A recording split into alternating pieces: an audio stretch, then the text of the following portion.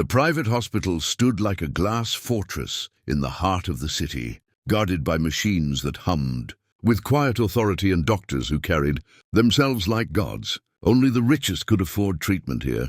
Only the powerful were welcomed. And among them was Ethan Blackwood, one of the youngest billionaires in the country, feared in boardrooms, respected by governments, unshaken by anything, except today. Today, he was on his knees. His mother, Margaret Blackwood, the only family he had left, lay in the hospital bed surrounded by 15 of the nation's most elite specialists. Machines beeped around her, their rhythms slowing, warning, fading. "Her heart is failing," the lead doctor said, wiping sweat from his brow. "We've tried everything. Her body is shutting down." "Try again," Ethan shouted. "Do something. You do something." 15 doctors exchanged helpless looks. Their hands had done all they knew how to do. Their tools had reached their limits. Their medical knowledge, massive as it was, had no solution. The billionaire stared at them, his breath shaking. "You're telling me," he growled, "that with all your degrees, all your equipment, all your brilliance, you can't save my mother?" Silence swallowed the room. One doctor finally stepped forward, voice low. "We're sorry, Mr. Blackwood. Prepare to say your goodbyes." Ethan felt his world collapse. Money couldn't fix this. Power couldn't change this. And the woman who once carried him to school on rainy days, who kissed his hands before he went to sleep, was slipping away. He buried his face into her fragile palm. "Mom, don't leave me." "Not yet, please." But her breaths grew weaker, like a whisper fading into nothing. Outside the room, hospital staff lowered their voices, aware of the tragedy inside. Even the security guards removed their hats in respect. Then, fate intervened. A sudden crash echoed from the hallway. A metal cart tipped over. Boxes tumbled. A young man, dressed in a faded delivery uniform, stood frozen in embarrassment. His name was Leo Carter, a pizza delivery boy, delivering food to one of the visiting doctors. But what caught everyone's attention wasn't the mess. It was the small brown bottle that rolled out of Leo's backpack. The hospital pharmacist rushed over instantly. "What is this?" she snapped, picking up the bottle. Leo's face turned red. "It's my grandmother's," he said. "She had a heart problem. Her heart would stop suddenly, and this would bring her back." Everyone laughed. Doctors smirked. A nurse whispered, probably some herbal nonsense. But the pharmacist frowned. She recognized several ingredients, not common in modern medicine, but powerful. The bottle was handed back to Leo. "Throw that away," a doctor ordered. "We don't rely on folk medicine here." Leo's eyes darkened with frustration. "You all talk like you're gods," he said quietly. "But 15 of you can't save one woman. This saved my grandmother more than once." "You won't even try?" Ethan Blackwood stepped out of the room, exhausted eyes landing on the humble delivery boy. "What are you talking about?" the billionaire asked. The doctors tried to intervene. "Mr. Blackwood, he's just a delivery boy." But Ethan raised a hand, silencing them. Leo swallowed hard. "My grandmother had the same problem.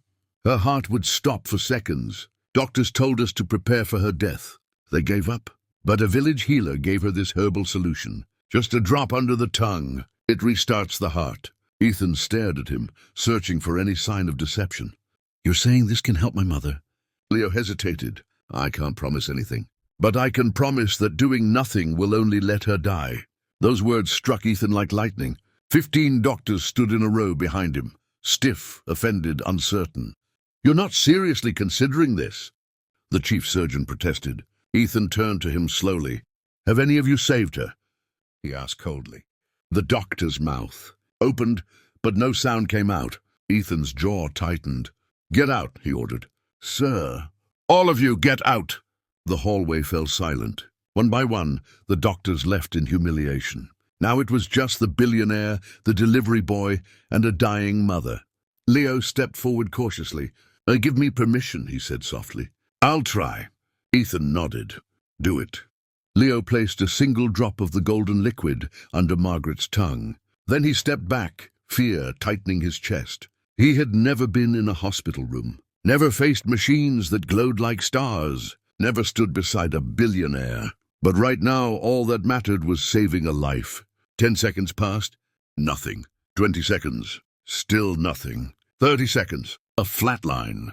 Ethan felt his heart shatter. He turned away, tears burning his eyes. Leo, thank you for trying. But then, beep. Ethan froze. Beep, beep. He spun around. The heart monitor had come back to life. Leo gasped. It's working. Margaret's chest rose, then fell, then rose again, stronger than before. Color slowly returned to her cheeks. The machines lit up like fireworks. The nurses rushed in. The defibrillator teams reassembled. Ethan held his breath. Margaret opened her eyes. Ethan? She whispered weakly. Mom, he choked. You're alive! Leo stood frozen, tears streaming down his face. He had just done something 15 trained doctors couldn't. He had done the impossible. Hours later, the hospital erupted with whispers. Nurses repeated the story like a miracle. Doctors avoided the billionaire's eyes, ashamed. Ethan walked out of the room and found Leo sitting alone in the waiting area, staring at the floor.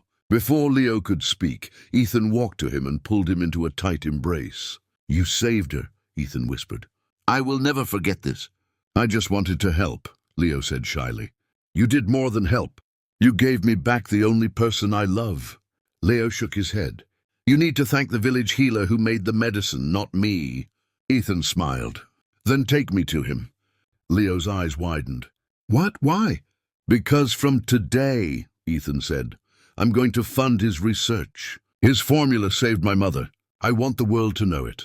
Leo stared in shock. You're serious? Dead serious, Ethan said. And another thing. He put a hand on Leo's shoulder. You're not a delivery boy anymore. Leo blinked. I'm not? No, you're coming to work for me.